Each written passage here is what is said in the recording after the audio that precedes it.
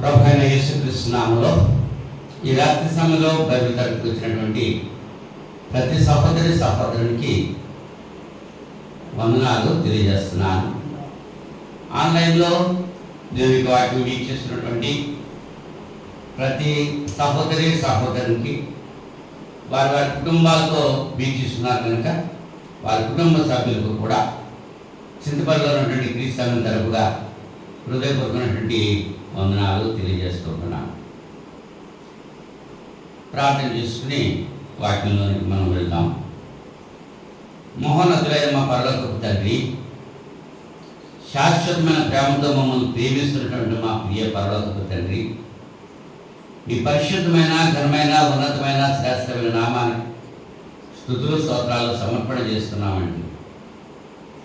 గతించిన శుక్రవారం నుంచి ఇంత పర్యంతం మీ మహాదయచేత కృపచేత నన్ను మమ్మల్ని సజీవ లెక్కలో ఉంచి సురక్షితంగా కాచి కాపాడి ఈ రాత్రి సమయంలో మీ పాద సన్నిధిలో చేరి ప్రార్థించటకు, మిమ్మల్ని కీర్తించటకు, మీ లేఖనాలు ధ్యానించటకు మీరు మాకు అనుగ్రహించిన సమయం బట్టి కృతజ్ఞతాస్తులు సమర్పణ చేసుకుంటున్నాం. ప్రపంచవ్యాప్తంగా పగటి సమయంలో జరిగినటువంటి తరగతుల కొరకు ప్రార్థన చేస్తున్నాను. ఆశీర్వాదకరంగా మీరు జరిపించిన విధానాన్ని బట్టి మీకు కృతజ్ఞతలు చెల్లిస్తుంటున్నాను. అలాగే రాత్రిలో జరగనటువంటి తరగతులన్నిటి కొరకు ప్రార్థన చేస్తున్నాను. ప్రస్తుతం మా స్థానిక సంఘంలో జరుగుతున్నటువంటి తరగతి కొరకు విజ్ఞాపన చేసుకుంటున్నాను. తరగతి వీక్షించేటువంటి వీక్షకులందరి కొరకు ప్రార్థన చేస్తున్నాను. అలాగే స్థానిక సంఘాన్ని బలపరిచి సంఖ్యలో నాణ్యతలో అభివృద్ధికు మీరు కృప చూపుతారని ప్రార్థన చేస్తున్నారు. లోకంలో భయంకరమైన సంఘటనలు సంభవిస్తున్నాయి. మీ కుమారుల దేశంలో రాకడం ఒక సమీపంగా ఉంది. అల్లరితో కూడినటువంటి ఆటపాటలు, దేశానికి మధ్య యుద్ధాలు, రాష్ట్రానికి మధ్య కూడా నానా కలహాలు, వ్యక్తులలో శాంతి లేకపోవడం, సమాజంలో హత్యలు, మానభంగాలు, ఆత్మహత్యలు, నానా ఇటువంటి దౌర్భాగ్యపు కార్యక్రమాలు కొనసాగుతున్నాయి సాధారణ చేత. ఇవన్నీ కూడా చూస్తూ మేము మీ కుమారుని క్రీస్తు రాకడ బహు సమీపంగా ఉంది అనేటువంటి విషయాన్ని ఆలోచన కలిగి మార్పు చెంది మీ కుమారుడైన క్రీస్తు రెండో రాకడ వరకు సిద్ధపడి ఉండడానికి మంచి మనసు మనందరికీ దయచేయమని ప్రార్థన చేస్తున్నాను. మీ కృపలో మమ్మల్ని భద్రపరచాలి. ఈ రాత్రి సమయంలో ఎంత పర్యంతము కీర్తన ద్వారా స్తుతి పొందారు. ఈ సమయంలో వాక్యం ద్వారా మీరే మాతో మాట్లాడి మీ నామకి మహిమ తెచ్చుకోండి. వాక్యం ప్రకటించబడుతుండగా నానా వ్యాధిగ్రస్తుల నుండి స్వస్థపరచండి. ఆయా సమస్యలతో సతమతమవుతున్న బిడ్డలు వారికి నా ప్రభా ప్రశాంతత ప్రసాదించమని మనం చేసుకుంటున్నాం. రక్షించబడిన వారు నిరీక్షణ కలిగి ఉండటానికి, ఇంకా ఎవరైతే రక్షణ పొందలేదు వారు రక్షించబడటానికి మీ వాక్యం విలువలో వారి జీవితాలు సరి చేసుకుని ముందుకు సాగుతూ సహాయం చేయాలి. కొద్ది సమయం మీ లేఖనాల ద్వారా మీరే మాతో మాట్లాడి మీ నామకే మహిమ ఘనత ప్రబంధించుకుంటారని యేసుక్రీస్తు వారి అతి పరిశుద్ధ మీ నామంలో ఈ ప్రార్థన అడిగి వేడుకుంటున్నాను పరలోకపు తండ్రి.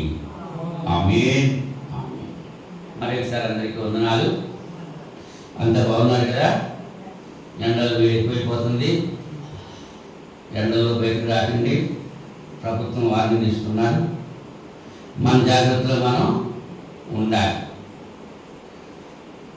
గత శుక్రవారం మనం ఏం చెప్పుకున్నామో ఎవరైనా చెప్పగలరా?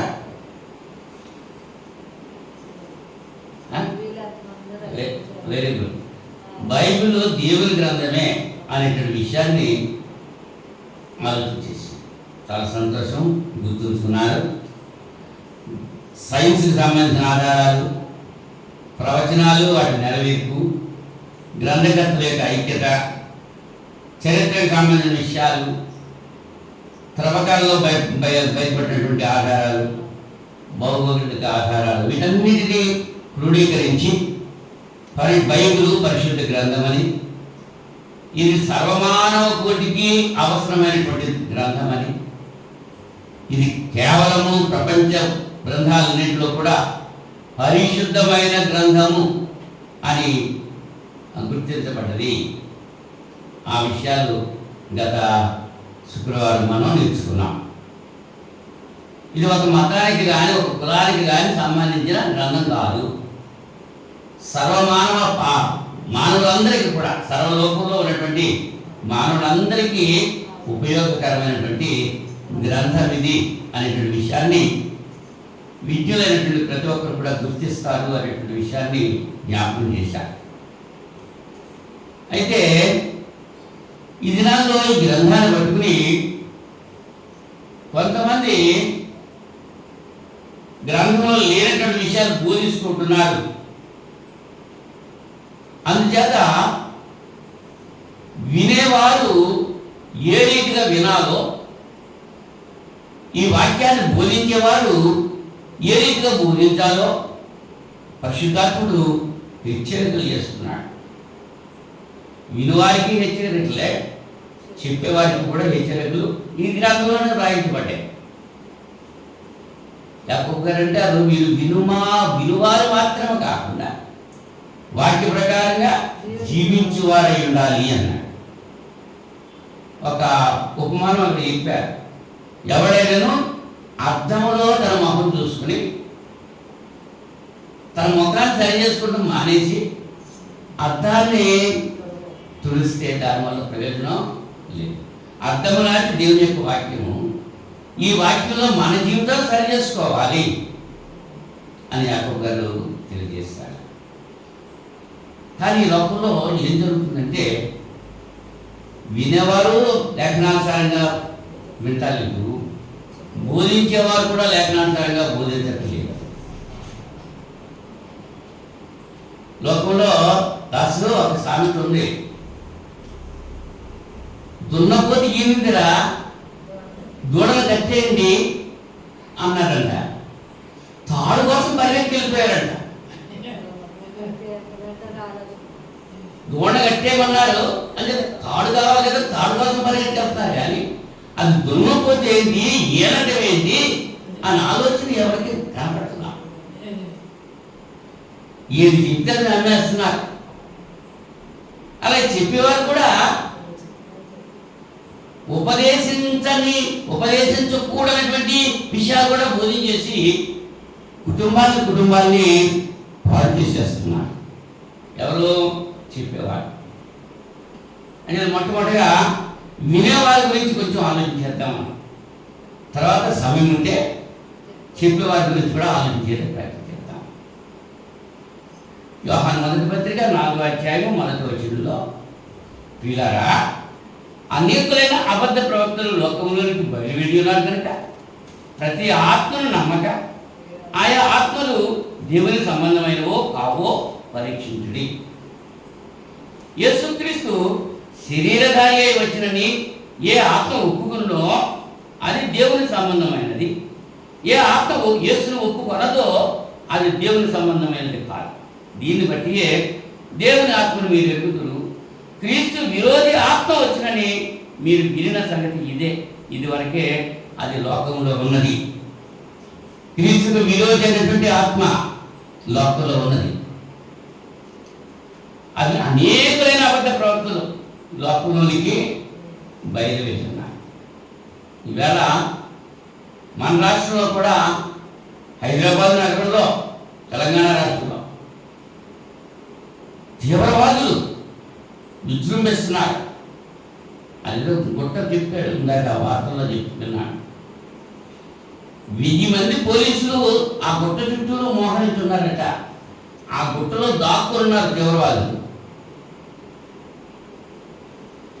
అంటే శాంతి లేదు, భద్రత లేదు. విహారయాత్రలు వెళ్తున్నారు, కాశ్మీర్ ఆ ప్రాంతాలు వెళ్తుంటే ఆ ఉగ్రవాదులు వాళ్ళని చంపేస్తున్నారు. ఇటీవల 25 మందిని చంపేశారు. మగాళ్ళనే చంపేస్తున్నారు. మళ్ళీ వాడు ప్రత్యేకించి ఆడాలని పిల్లల్ని విడిచిపెట్టేస్తున్నారు. మగాళ్ళని చంపేస్తున్నారు తుపాకులతో కాల్చి. భయంకరమైన పరిస్థితులు లోపల ఉన్నాయి. మన ప్రధానమంత్రి మోడీ గారిని కూడా చంపేయడానికి ఆలోచన చేస్తున్నారట. అది కూడా వచ్చింది. అవునా? కనుక అంటే పరిశుద్ధ గ్రంథంలో ఏముంది? నీ అధికారికి లోబడి ఉండు. వాడు ఎటువంటి వాడైనా ముష్కరైనటువంటి మీ అధికారులకు కూడా మీరు లోబడి ఉండండి క్రైస్తవుడిగా. రోమపత్రికలో 11 అధ్యాయంలో చెప్తున్నాడు. లోబడి ఉండాల్సిందే మనం, అంతే.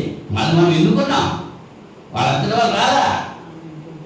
ప్రజాస్వామ్యంలో ఆ నాయకులు ఎటువంటి వారంటే వాళ్ళని మనం దూషించడానికి సరిపోం. ఎందుకంటే వాళ్ళు దూషిస్తే మనం దూషించుకున్నట్టే.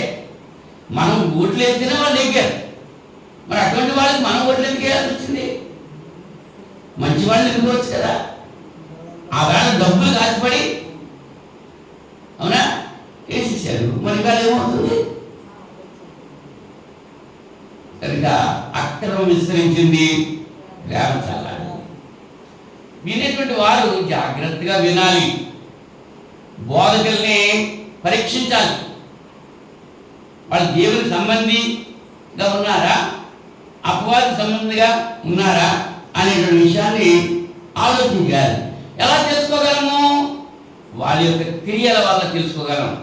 యేసు ప్రభువు వారు చెప్పారు, మత్తయి సువార్త 7వ అధ్యాయం 15వ వచనం నుంచి యేసు ప్రభువు వారు చెప్పినటువంటి మాటలు మనం ఆలోచన చేస్తే, 7వ అధ్యాయం, అబద్ధ ప్రవక్తలను గురించి జాగ్రత్త పడి వారు గొర్రెల చర్మములు వేసుకొని మీ యొద్దకు వస్తురు, కానీ లోపల వారు క్రూరమైన తూడేడు.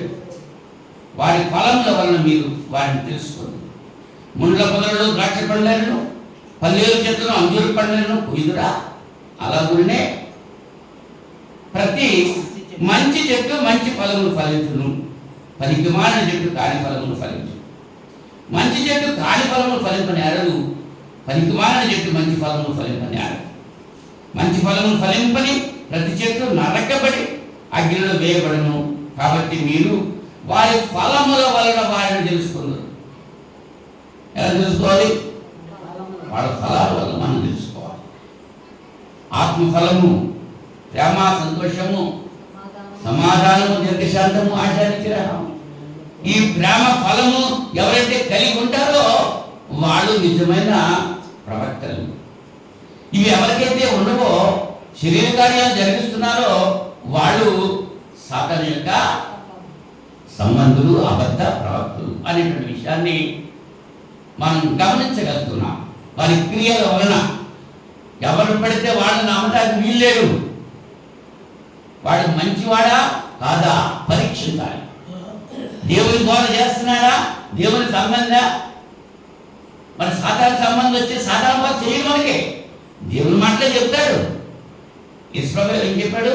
ఆయన వాళ్ళ గురించి, గొర్రెల చర్మములు వేసుకొని మీ యొద్దకు వస్తురు, కానీ లోపల వారు క్రూరమైన, పైకి గొర్రెల్లాగా ఉంటారు, ప్రేమ కలిగి ఉంటారు, పెదాల మీద ప్రేమ వెదజల్లుతూ ఉంటారు. మాటలు చక్కటి మాటలు, తీయటి మాటలతో చేస్తారు సుమా కూతురు అన్నాడు. మెప్పించే మాటలు మాట్లాడతారు, మనుషులు మెచ్చుకునేటువంటి మాటలు మాట్లాడుతూ ఉంటారు. అలాగా మెచ్చుకున్నకు ఇచ్చగమ్ములాడేటువంటి గుంపది. వాళ్ళు మెచ్చుకుంటూ ఉంటే రైస్ అయిపోతూ ఉంటారు. నక్కబాబు కాకమ్మని ఉబ్బేసిందంట జున్ను ముక్క కోసం. అలాగే ఉబ్బేస్తున్నారు వీళ్ళు. అయ్యగారండి, అమ్మగారండి అని చెప్పి ఇళ్ళకి వచ్చి ఏం చేస్తున్నారు? పేరు చెప్పిన ఐస్ చేసేస్తున్నారు. గొర్రె చర్మాలు కప్పుకున్నటువంటి వాడు, క్రూరమైన తోడేళ్ళు అనేటువంటి విషయాన్ని గుర్తించాలి. అలాగా పరీక్షించకపోతే ఎవరు పడితే వాడు చెప్పినటువంటి బోధ వినేసి దాన్ని అనుసరిస్తూ ఉంటే వచ్చేటువంటి నష్టాలు ఏంటంటే, పేతురు రెండో పత్రిక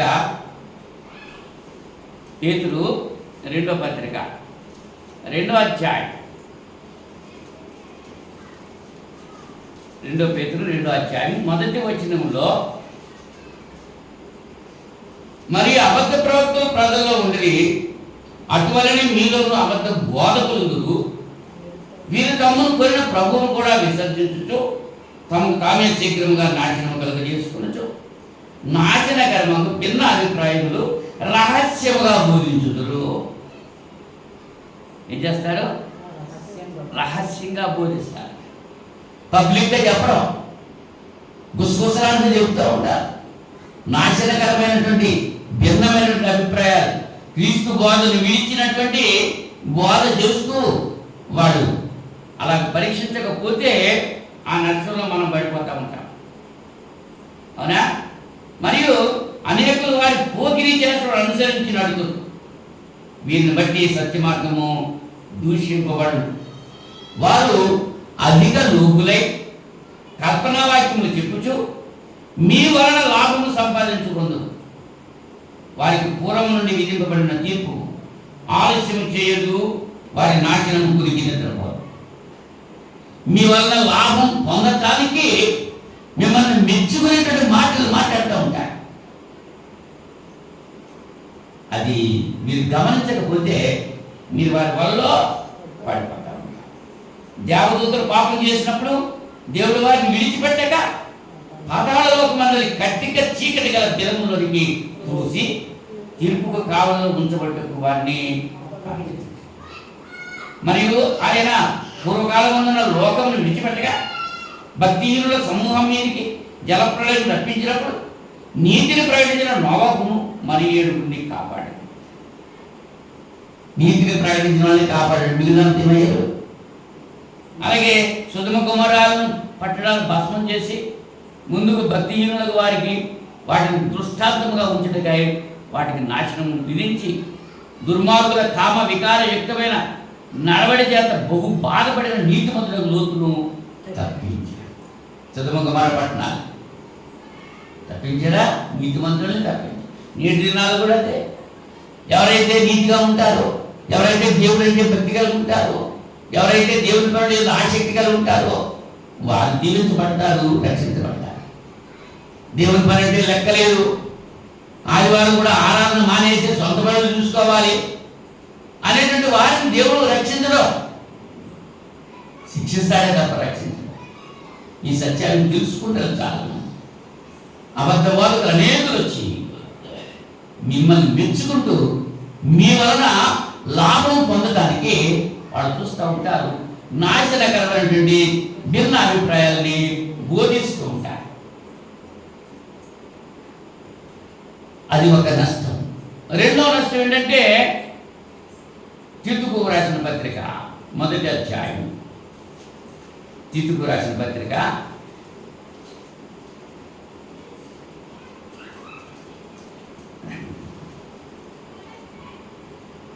1వ అధ్యాయం 10-11 వచనాల్లో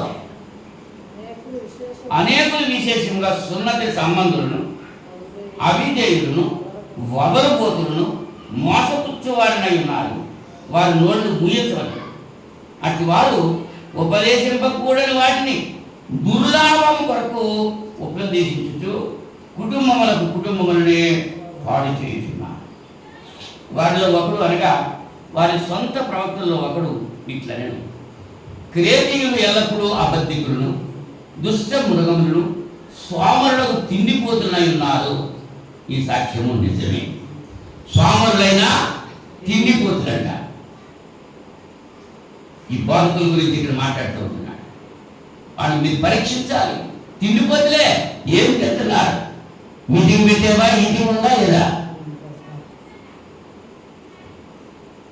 పాస్టర్ గారు అయి తినరు, ఈ తినరు అని మళ్ళీ వాళ్ళకి ముందు ఉంటారు. ఎవరెవరో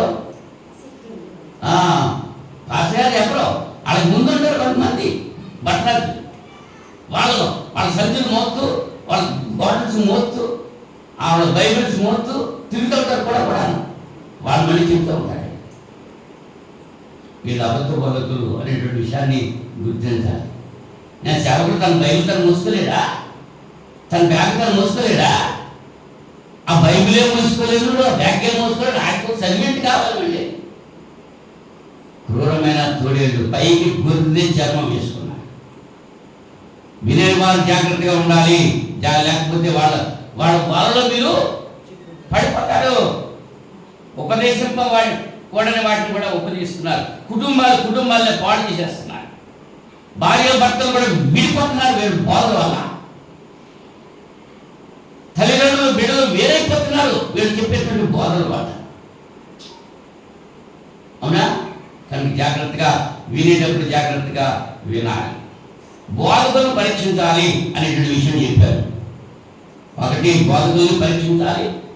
రెండోది, వాళ్ళు బోధించేటువంటి బోధతో పరీక్షించాలి. బోధకులు పరీక్షించడం అనేది వాళ్ళ బోధ ఎలా పరీక్షించాలి? అపొస్తలుల కార్యాలు 17వ అధ్యాయం,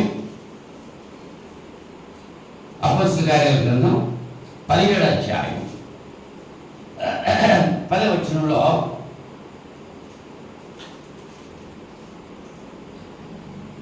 వెంటనే సహోదరుడు రాత్రివేళ పౌలును సీలను బెరయకు పంపింది. వారు వచ్చి యూదుల సమాజ మందిరంలో ప్రవేశించరి. వీరు అంటే ఎవరో బెరయలో ఉన్నటువంటి ఒక క్రైస్తవులు దెస్సలోనికలో ఉన్న వారి కంటే గనులై ఉండిరి. కనుక ఆసక్తితో వాక్యమును అంగీకరించి పౌలును సీలను చెప్పిన సంగతులు అలా ఉన్నవో లేవో అని ప్రతి దినము లేఖనములు పరిశోధించుతూ వచ్చాయి. పౌలు సీలను జీవనాత్మ చేరుతుంటే ఇంపుగా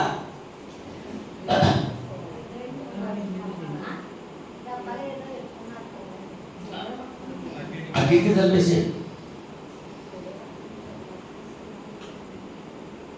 దేవుని యొక్క వాక్యము పౌలు సీలను చెబుతుంటే అలా ఉన్నవో లేవో అని లేఖనాలు పరిశీలన చేస్తున్నారు. వినేటువంటి వారు ఆ బోధన పరిశీలన చేయాలి. ఇవాళ చేస్తున్నారు ఆ పరిశీలన. శుక్రవారం పాఠం చెప్తున్నాం, వెళ్ళిపోతున్నారు. ఆదివారం పాఠం చెప్తున్నాం, వెళ్ళిపోతున్నారు. చెప్పిన వాక్యము గ్రంథంలో అలా ఉందా లేదా పరిశీలన చేసిన వాళ్ళు ఎంతమంది ఉంటున్నారు?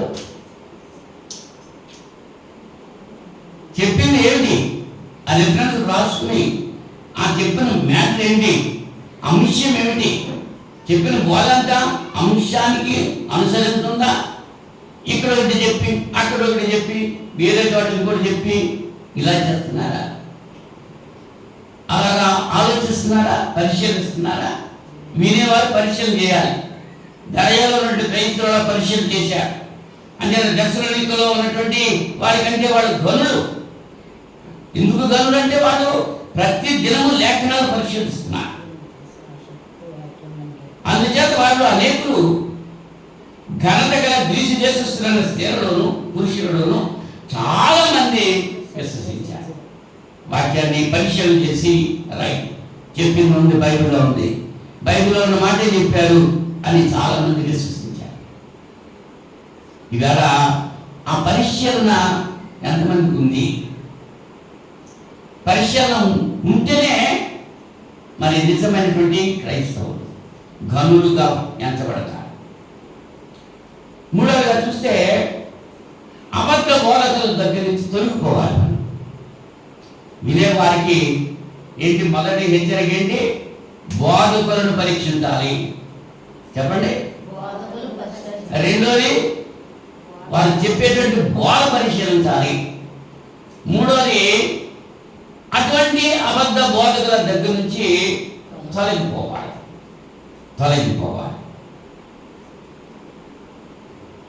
మన ఒక వ్యాపారి వచ్చాడు. ఈ మోటార్ సైకిల్ మీద ఇవి అమ్ముకుంటూ వచ్చాడు. మన చర్చి పేరు చూశాడు. నేను అక్కడ బైబిల్ చదువుకుంటూ కూర్చున్నాను. నా దగ్గరకు వచ్చి వన్నానండి అయ్యగారు అన్నాడు. నేను అతన్ని ఇప్పుడు చూడలేదు. ముఖార్థం కాదు, వేరే అతను. గ్రామం పేరులే, మళ్ళీ వాళ్ళు బాధపడతారు. అక్కడి నుంచి అతని కాడు నేను మనకి తీసామండి అని చెప్పి మన సేవకుల గురించి చెప్పుకుంటూ వచ్చాడు. అతను సరిగా లేడండి అని చెప్పి మేము అక్కడి నుంచి విడిపోయాము. మరి ఎక్కడికి వెళ్తున్నారు బాబా అంటే బయట చదువులకు వెళ్తున్నాం అన్నాడు. అవి ఒక దెయ్యాలు కొనరా బాబుది. ఒక మీ వేళ మీ సేవకుడికి మీకు ఏమైనా ఇబ్బందులు ఉంటే వాటిని పరిష్కరించుకొని అందుకే వెళ్ళాలి తప్ప నువ్వు దెయ్యాలు కొనరా అసలు వెళ్ళకూడదు. అని చెప్పారు. అంటే వింటున్నారు కానీ దాన్ని ఆచరిస్తలేదు. అవునా? అంచేత వాళ్ళ దగ్గర నుంచి అబద్ధ బోధకుల నుంచి తొలగిపోవాలి. రోమపత్రిక 16వ అధ్యాయం, రోమపత్రిక 16వ అధ్యాయం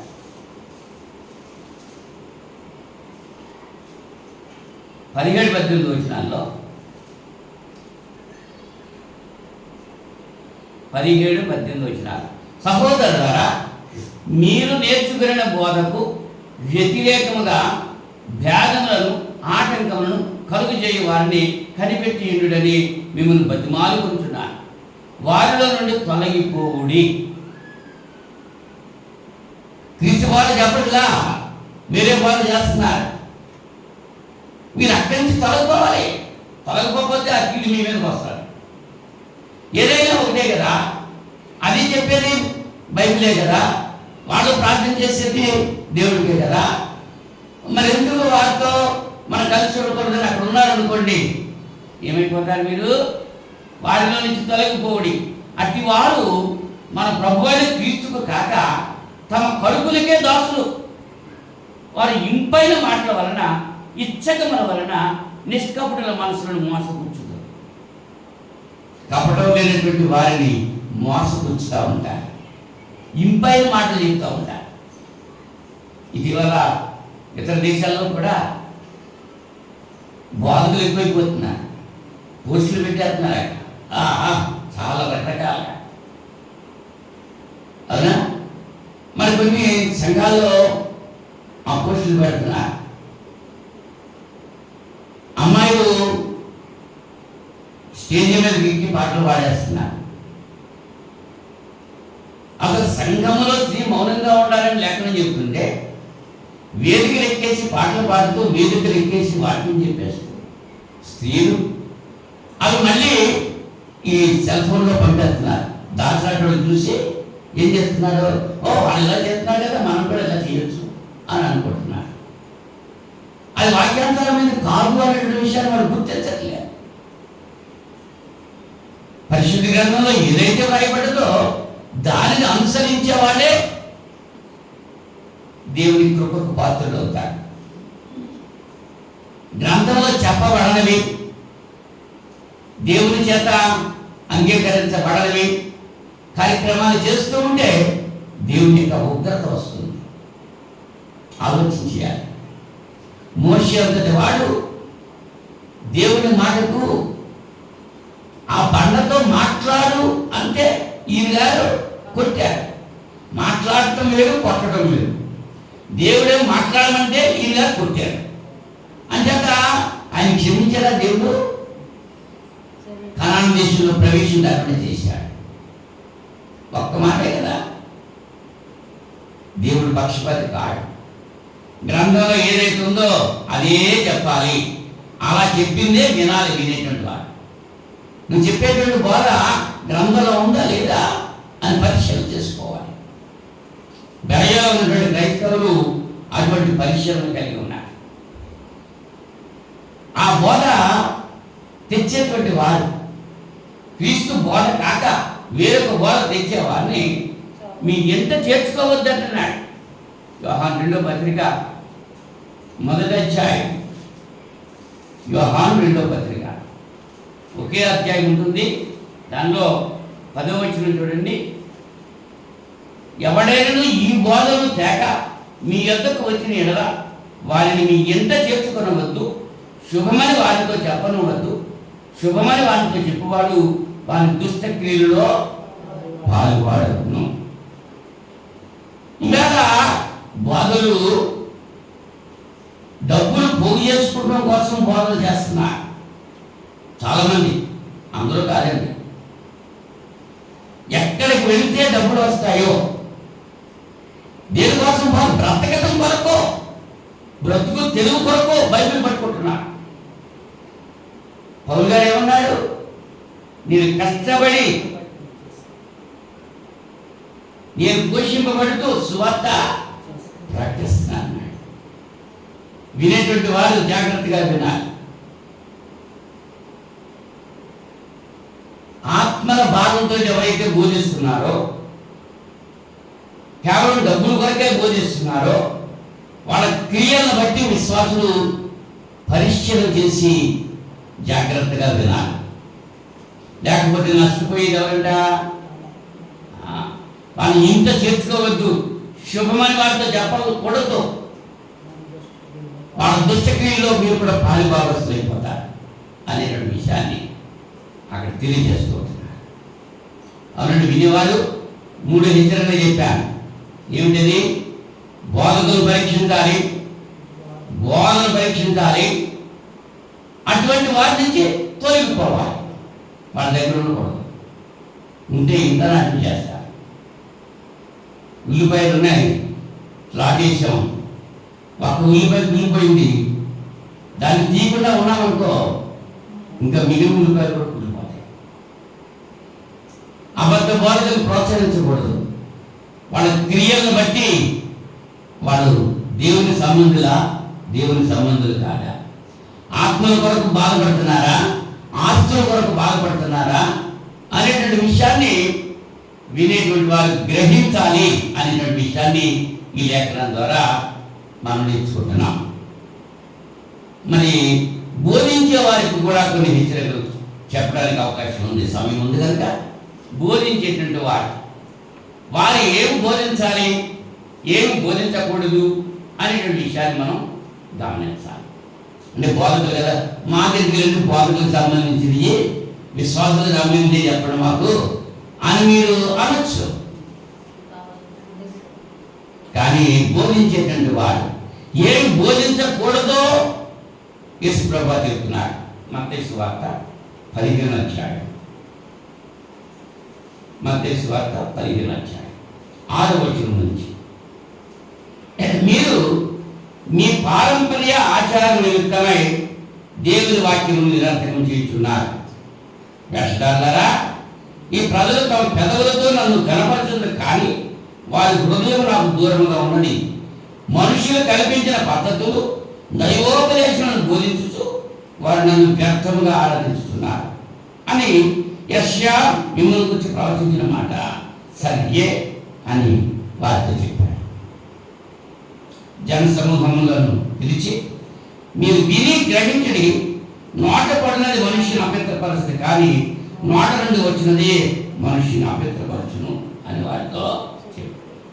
ఏం బోధించకూడదు? పారంపర్య ఆచారాలను బోధించకూడదు. పారంపర్య ఆచారాల నిమిత్తం దేవుని వాక్యాన్ని నిరర్థకం చేస్తున్నాను.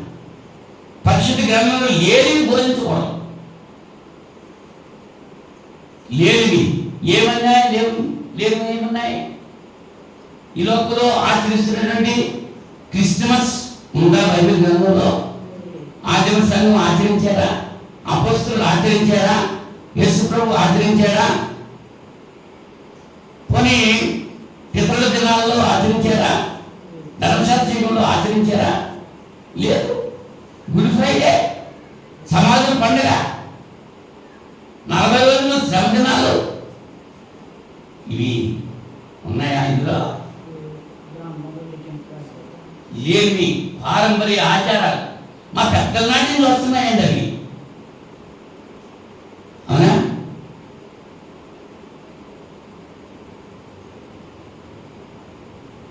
మేము తీసుకుంటాం, ఎప్పటి నుంచో తీసుకుంటాం, కానీ పెట్టడం వల్ల మా పెద్దల నాటి లేదన్నారంట.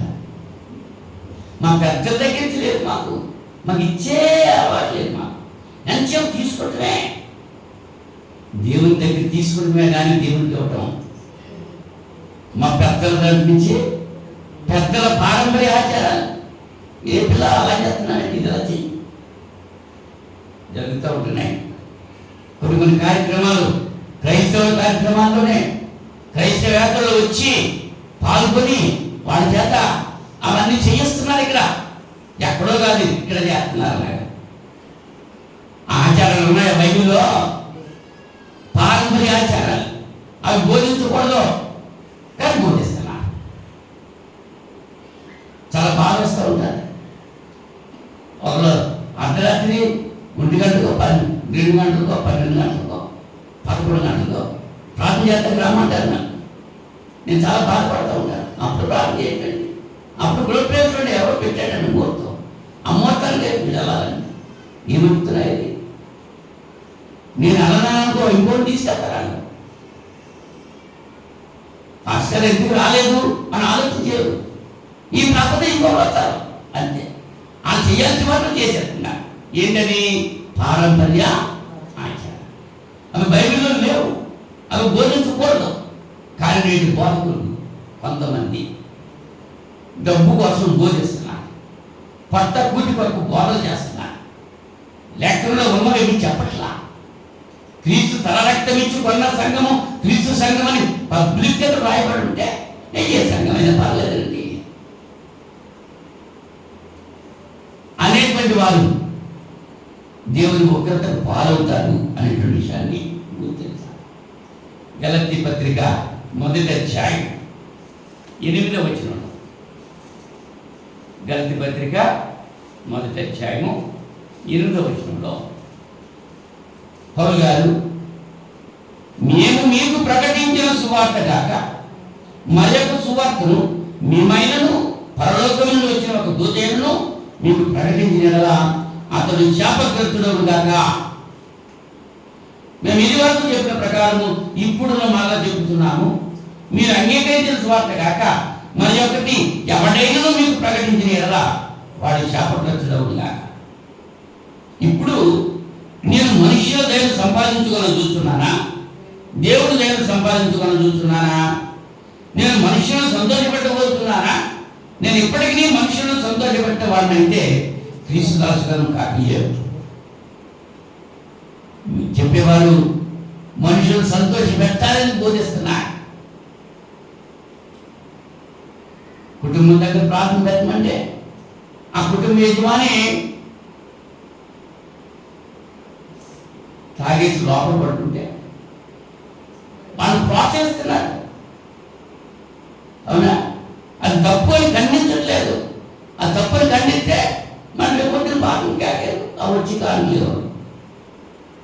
అందుకని బాధలు ఏం చేస్తున్నారు? మనం ఏం చేసినా వాళ్ళని ఖండించట్లేదు. పౌలు గారు తిరుగుతుంది ఏమంటున్నాడు?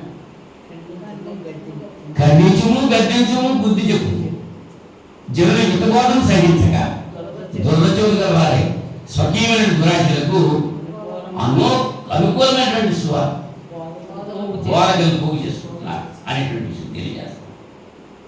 అవునా? దేవుడు ఒక్కసారి లేఖనం రాయించి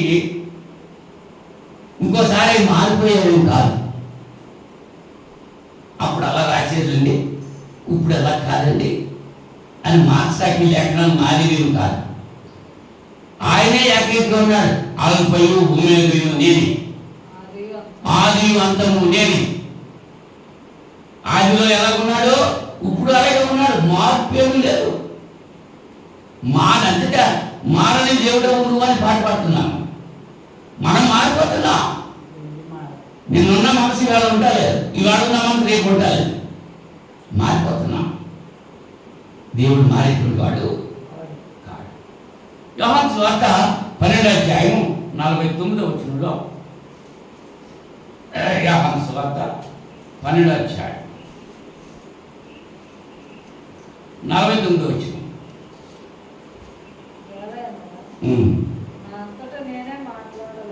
నా అంతటా నేనే మాట్లాడలేదు, నేను ఏం అనవలెనో ఏమి మాట్లాడవలెనో దాని గురించి నన్ను పంపిన తండ్రియే నాకు ఆజ్ఞ ఇచ్చున్నాడు. ఎవరు చెప్తున్నారు ఈ మాట? యేసు ప్రభువు చెప్తున్నారు. నా అంతటా నేనే మాట్లాడలేదు, ఆయన ఆజ్ఞ నిత్యజీవమని నేను ఎరుగును కాబట్టి నేను చెప్పు సంగతులను తండ్రి నాతో చెప్పిన ప్రకారము చెప్తున్నా. దేవుని యొక్క బాధ, దేవుడు ఏదైతే చెప్పాడో యేసు ప్రభు అదే చెప్పాడు. అవునండి. నన్ను పంపిన తండ్రి నాకు ఆజ్ఞ ఇచ్చి ఉన్నాడు. యేసు ప్రభు నాకు పంపారు, తండ్రి అనే దేవుడు పంపించాడు. ఆయన ఏదైతే చెప్పాడో అదే యేసు ప్రభు గారు తెలియజేశారు. 16వ అధ్యాయం యోహాను సువార్తలోనే 16వ అధ్యాయం 12వ వచనంలో, నేను మీతో చెప్పవలసినవి ఇంకనూ అనేక సంగతులు కలవు కానీ ఇంకనూ అనేక సంగతులు కను కానీ ఇప్పుడు వాటిని తగ్గిపలేదు. అయితే ఆయన అంటే అనగా సత్య స్వరూపైన ఆత్మ వచ్చినప్పుడు మిమ్మల్ని సర్వసత్యంలోనికి నడిపించును. ఆయన తనంతట దాన్ని ఏమీ బోధింపక వేటిని వినునో వాటిని బోధించి సంభవింపబో సంగతులను మీకు తెలియజేయును. ఆయన అంటే పరిశుద్ధాత్ముడు నా వాటిలోనివి తీసుకొని మీకు తెలియజేయను కనుక నన్ను మహిమపరచు. దేవుడు చెప్పింది యేసు ప్రభు చెప్పాడు, యేసు ప్రభు చెప్పింది పరిశుద్ధాత్ముడు చెప్పాడు. ఆయన నా వాటిలో నుండి, ఆయన అంటే ఎవరు? పరిశుద్ధాత్ముడు. యేసు ప్రభు చెప్పినవే పరిశుద్ధాత్ముడు చెప్పాడు. అవి లేఖనాలు వ్రాయబడ్డాయి. ప్రవచనము మనుషుని ఊహ వల్ల పుట్టింది కాదు, దేవుడు వారిని ప్రేరేపణ చేసి వ్రాయించాడు. కనుక ఈ వాక్యాన్ని మనం నమ్మాలి తప్ప మనుషులు కల్పించేటువంటి పద్ధతులు, పారంపర్య ఆచారాలు మనం అనుసరించకూడదు. బోధకులు వాటిని బోధించకూడదు. అంటే బోధించే వారికి హెచ్చరిక ఏంటి? పారంపర్యాచారాన్ని బోధించకూడదు, వేరొక సువార్తను ప్రకటించకూడదు. మూడవది జ్ఞానయుక్తమైన తీయని మాటలు బోధించకూడదు. తీయని మాటలు. కొరింథీ మొదటి పత్రిక 2వ అధ్యాయము. బోధించేవారు కూడా కొరింథీ మొదటి పత్రిక 2వ అధ్యాయం 4 నుంచి 6 వచనాలు మనం చదివితే, 2వ అధ్యాయం 4 నుంచి, మీ విశ్వాసము మనుష్యుల జ్ఞానమును ఆధారం చేసుకునక దేవుని శక్తిని ఆధారం చేసుకుని ఉండవలని నేను మాట్లాడినను, సువార్త ప్రకటించినను, జ్ఞానయుక్తమైన తీయని మాటలు వినియోగింపక పరిశుద్ధాత్మయు దేవుని శక్తిని కనబరుచు దుష్టాత్మనే వినియోగించి తిని పరిపూర్ణమైన వారి మధ్య జ్ఞానం బోధించుతున్నాను. అది ఈ లోక జ్ఞానము కాదు, నిరర్థకులైపోతున్న ఈ లోకాధికారుల జ్ఞానము కాదు, కానీ దేవుని జ్ఞానము మర్మమైనట్టుగా బోధించుతున్నాం.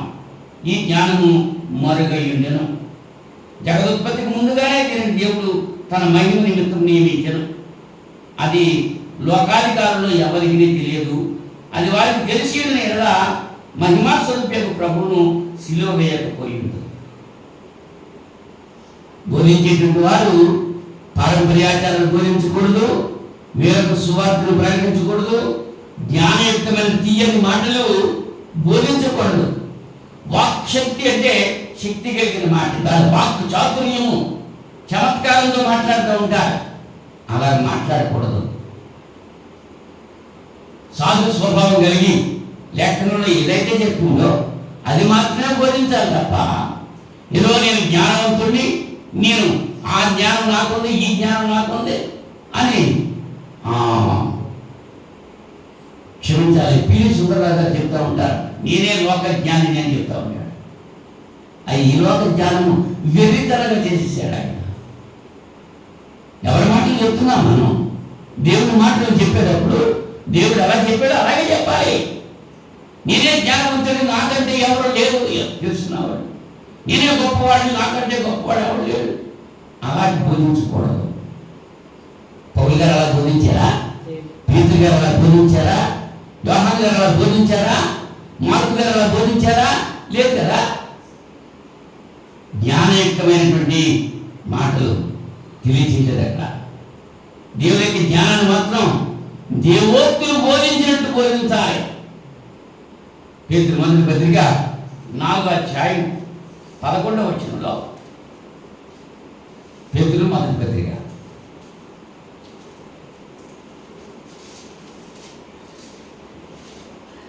మొదటి పత్రిక 4వ అధ్యాయం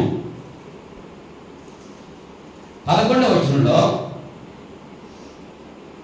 ఒకడు బోధించిన ఎడల దైవోక్తులను బోధించినట్లు బోధింపవలెను. ఒకరు ఉపచారం చేసే ఎడల దేవులను గురించి సామర్థ్యం పొంది చేయవలెను. ఇందువలన దేవుడు అన్నిటిలోనూ యేసుక్రీస్తు ద్వారా మహిమపరచబడును. యుగ యుగములు మహిమయు ప్రభావమును ఆయనకుడునుగా. ఎలా బోధించాలంటే దైవోక్తులను బోధించినట్టు బోధించాలి. కట్టుకథలు పిట్టకథలు చెప్పకూడదు. దైవ గ్రంథంలో ఏదైతే ఉందో అదే చెప్పాలి. వినేటువంటి వారు ఆ పిట్టకథని చెప్పి ఏకైకలో పక్కపక్కలు చేస్తూ ఉంటారు. అది బోధించడానికి వీలు లేదు, లేఖనాలు ఒప్పుకో. దైవోక్తులను బోధించాలి. ఎలా బోధించాలి? దేవుని యొక్క మాటలు దేవుని మాటలాగానే బోధించాలి. అంతేగాని వేళాపడాలు ఎకసిక్క మాటలు అవి మాట్లాడటానికే వీల్లేదు. బోధించాలి, ఉన్నది ఉన్నట్టుగా బోధించాలి. వాక్యానికి ఏది కలపకూడదు, వాక్యం నుంచి ఏది తీసేయకూడదు. బాప్తిస్మం అంటే ఎలా పొందారు? యేసు ప్రభు ముంచడం పొందారు. మరి వాళ్ళు చిలకరింపు వాళ్ళు ఏం చేస్తున్నారు? అదే రైట్ అంటున్నారు. ఆ చిలకరింపు ఎవరు పెట్టారు? క్రీస్తు శకము 6వ శతాబ్దంలో రోమన్ క్యాథలిక్లు ఆ చిలకరింపు బాప్తిసాన్ని ప్రవేశపెట్టారు. చిన్నపిల్లలకి ముంచడం కుదరదు కనుక వాళ్ళు చిలకరించారు. క్రీస్తు శకము 6వ శతాబ్దంలో, అంటే 600 సంవత్సరాల తర్వాత రోమన్ క్యాథలిక్లు మొదలుపెట్టారండి. అది మిగిలిన వాళ్ళు నేర్చుకున్నారు. లూథరన్స్ కూడా చిలకరింపు చేస్తూ ఉంటారు. అది వాక్యానుసారమైనది కాదు, లేఖనం ఒప్పుకోదు. యేసు ప్రభువు దాన్ని ఆచరించి చూపించాడు, మాదిరి చూపించాడు. ఆయనే బాప్తిజం పొంది చూపించాడు. ఆయనే మాదిరిగా ఉండాలి. మరి మనుషుల పారంపర్యాచారాలు ఏంటి? అవి ఉండకూడదు అనేటువంటి విషయాన్ని మనం గుర్తించాలి. వాక్యానికి బోధించేటువంటి వారు వాక్యానికి ఏది కలపకూడదు. ప్రకటన గ్రంథం 22వ అధ్యాయము 18-19 వచనాల్లో ఈ మాట మనం చూస్తున్నాం. ఈ గ్రంథమందున్న ప్రవచన వాక్యములను విను ప్రతి వారికి నేను సాక్ష్యం ఇచ్చినది ఏమనగా, ఎవడైనా నీతితో మరి ఏదైనా కలిపిన ఎడల ఈ గ్రంథంలో వ్రాయబడిన తెగుళ్ళు దేవుడు వారికి కలుగు చేయడు.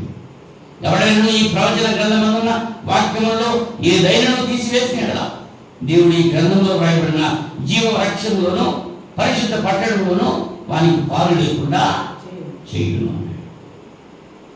ద్వితీయోపదేశకాండం 4వ అధ్యాయము 2వ వచనంలో, ద్వితీయోపదేశకాండం 4వ అధ్యాయం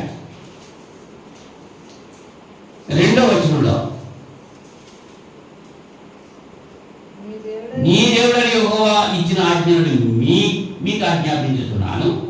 వాటిని గైకొనుటయందు నేను మీకు ఆజ్ఞాపించిన మాటతో దేనిని కలపకూడదు, దానిలో నుండి దేనిని తీసివేయకూడదు.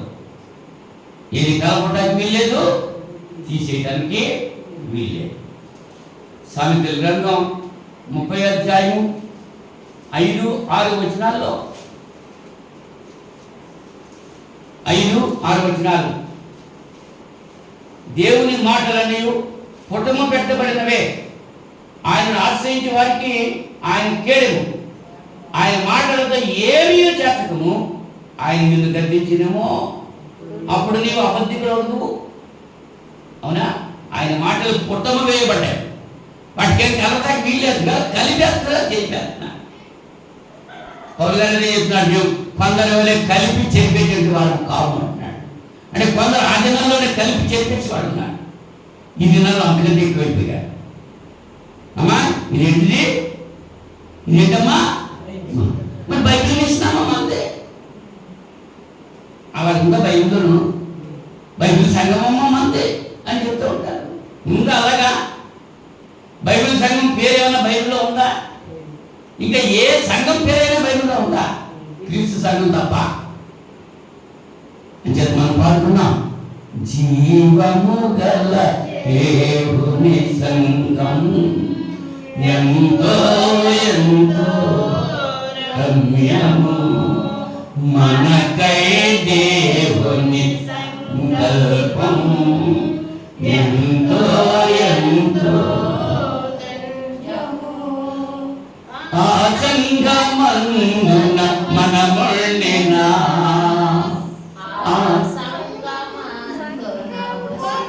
సంకల్పమందున మనముండినా ఎంతో ఎంతో. ఆ సంఘంలో ఉంటేనే ధన్యులు. నువ్వు ఎక్కడెక్కడో ఏదో సంఘంలో ఉంటే ధన్యుడు కాదు అని ఈ రాత్రి సమయంలో దేవుని యొక్క దాసునిగా నన్ను నేను హెచ్చరిక చేసుకుంటూ మిమ్మల్ని హెచ్చరిస్తూ మాట్లాడుతున్నా. సంఘం అనేది ఒక్కటే. ఎఫెసీ పత్రిక 4:4 ఒక్కటే. 7 ఒకట్లు అక్కడ ఉంటాయి. సంఘం అనేది ఒక్కటే. అది క్రీస్తు రక్తం ఇచ్చి కొన్నదే. మిగిలినటువంటి సంఘాలు కౌంట్లోకి రావు.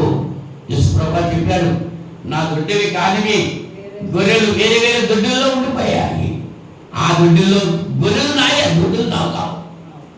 యేసుప్రభువు చెప్పాడు, గొర్రెలు నావే కానీ దొడ్డి మాత్రం నాది కాదు. ఆ దొడ్డిలో ఉన్న గొర్రెలు కూడా నా దొడ్లోకి వస్తాయి. నా గొర్రెలు నా స్వరము. ఇవాళ అనేక డినామినేషన్ వాళ్ళు క్రీస్తు బోధ విని వాళ్ళ మత శాఖలు విడిచిపెట్టి క్రీస్తు సంఘంలో జాయిన్ అవుతున్నారు. ఎవరైతే సత్యం తెలుసుకుంటున్నారో వాళ్ళు లోపడుతున్నారు. దేవునికి సంబంధమైన వాడు దేవుని మాట వింటాడు. దేవునికి సంబంధం కాని వాడు దేవుని మాట వినడు. కనుక వినేవారు హెచ్చరికలు చెప్పాను, బోధించే వారికి కూడా హెచ్చరికలు చెప్పాను. అవునా?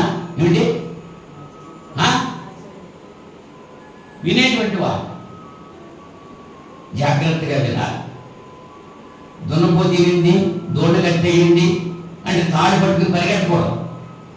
లోపల అలాగే జరుగుతున్నాయండి. ఈ 40 రోజుల శ్రమ దినాలు ఉన్నాయా? లేవు. సమాధుల పండుగలు ఉన్నాయా? లేవు. సమాధి దగ్గరికి వెళ్ళింది మగ్దలేని మరియా, వేరొక మరియా. ఆ సమాధిలో యేసుప్రభువు లేడు. మరి లేడు కదా, అక్కడికి ఎందుకు చెప్తున్నారు? ఇవాళ వేటి అలంకరిస్తున్నారు. సమాధులు నరికేసి ముగ్గులెట్టి తగిల్చి పెట్టి రకరకాలు ఇంకా ఏంటి మెజాయిక రాజంటే ఇంకేంటో రకరకాలు పెట్టేసి సమాధుల్ని అలంకరిస్తున్నారు, సమాధులు పండుగ చేస్తున్నారు. అది బైబిల్లో ఎక్కడ ఉందా? లేదు. మనం చేయాలి అంచేత బైబిల్ ఎక్కడ మాట్లాడుతుందో మనం అక్కడ మాట్లాడాలి. బైబిల్ ఎక్కడ మౌనంగా ఉంటుందో అక్కడ మనం మౌనంగా ఉండాలి. పరిశుద్ధ గ్రంథము దేవుని గ్రంథమే. ఇది పరిశుద్ధమైనది. ఈ గ్రంథానికి ఏమి చేర్చకూడదు, ఈ గ్రంథంలోంచి ఏమి తీసేయకూడదు. ఉన్నది ఉన్నట్టుగా మనం స్వీకరించి వాటి ప్రకారంగా జీవిస్తే క్రీస్తు యేసునందు ఉన్నవానికి ఏ శిక్ష విధి ఉండదు. శిక్షా విధి లేని వారిగా ధన్యులుగా మనం ఉండాలని వాటిని వింటున్నటువంటి ప్రతి సహోదరిని నేను బ్రతిమాలుకుంటున్నాను. ఇంకేదంటే సంఘం అన్నది ఒకటే. క్రీస్తు తన రక్తం ఇచ్చుకున్నది. ఆ సంఘంలో నువ్వు ఉంటేనే నిత్య జీవానికి వెళ్తావు. ఆ సంఘంలో లేకుండా నువ్వెంత నీతిమంతుడిగా ఉన్నప్పటికీ కూడా పరలోక రాజ్యం చేయాలి.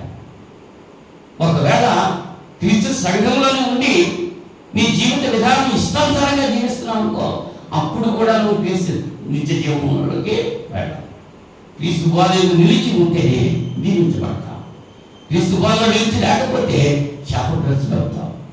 కనుక ప్రియ సహోదరుడా, ఈ రాత్రి సమయంలో వాక్యం విన్నటువంటి మీరు ఎవరైనా సరే ప్రతి ఒక్కరికి కూడా దేవుని పక్షంగా దేవుని దాసులుగా తెలియజేసేటువంటి మాటలు వినేటువంటి వారు జాగ్రత్తగా వినాలి, చెప్పేటువంటి వారు కూడా జాగ్రత్తగా చెప్పాలి. లేకపోతే యాకోబు 3:6 చెప్తున్నాడు, మీరు అనేకులు బోధకులు కాకండి, బోధకులకు రెట్టింపు శిక్ష విధింపబడుతుంది. వినేవారికి ఉంటే చెప్పేవారికి 2 అంతల శిక్ష ఉంటుంది. కనుక జాగ్రత్తగా ఉండాలి. అనేకులు తప్పిపోతున్నారు, మాట ఎందుకు నిలబడి ఉండాలి. మరి అటువంటి వారితో దేవుడు మాట్లాడుతున్నాడు. నా సన్నిధికి రమ్మని నిన్ను ఎవరు అడిగాడు? నన్ను ప్రకటించమని నిన్ను ఎవరు చెప్పాడు? నీ ఇష్టాంతరంగా నువ్వు చెప్తున్నా తప్ప నా ఇష్టాంతరంగా నువ్వు చెప్పట్లేదే అని వాళ్ళని గద్దిస్తున్నాడు. అటువంటి గద్దింపు మనం పొందకుండా దేవుని యొక్క కృపలో, దేవుని యొక్క ప్రేమలో మనం భక్తులు లాగా దేవుడు తన పరిశుద్ధాత్మను కనిపించుగా ప్రార్థన చేస్తూ, కృపమయ మహోన్నతుడా పరిశుద్ధ మీకు స్తోత్రం తండ్రి, స్తోత్రం నాయన. ఈ రాత్రి సమయంలో బిడ్డబడిన వాక్యం బిడ్డ హృదయాల్లో బదిలిపరచుకుని ఆ రీతిగా జీవిస్తూ మీరు జీవనం పొందే వాక్యం దయచేయండి. బోధించే బోధకులు కూడా ఈ బోధ గ్రహించి అవగాహన చేసుకొని నాయన ధనం కోసం బోధ చేయడం కాదు, కానీ ఆత్మరక్షణ కోసం ప్రయాసపడేటువంటి మంచి మనసు సువార్తికులందరికీ కూడా దయచేయమని ప్రార్థన చేస్తుంది. అలనాడు నా ప్రభా మొదటి శతాబ్దంలో వారికి కలిగినటువంటి వారితో పరిచయం చేసినట్లుగా చూస్తున్నాం. నాయన అక్కడ ఏ బోధ అయితే బోధించారో వారి అపొస్తలుల బోధ యందు, సహవాసమందు, రొట్టె విరుచుటయందు, ప్రార్థన చేయటందు ఎడతెగక ఉన్నట్లుగా నేటి సంఘాలు కూడా అట్టి రీతిగా ఉండి మీ నుంచి దీవెనలు పొందే భాగ్యం ప్రతి ఒక్కరికి ప్రసాదించున్నాను. ఈ ప్రార్థన మా రక్షకుడు మీ ప్రియకుమారుడు యేసుక్రీస్తు నామములో వేడుకుంటున్నాను తండ్రి. ఆమేన్. అందరికీ వందనాలు.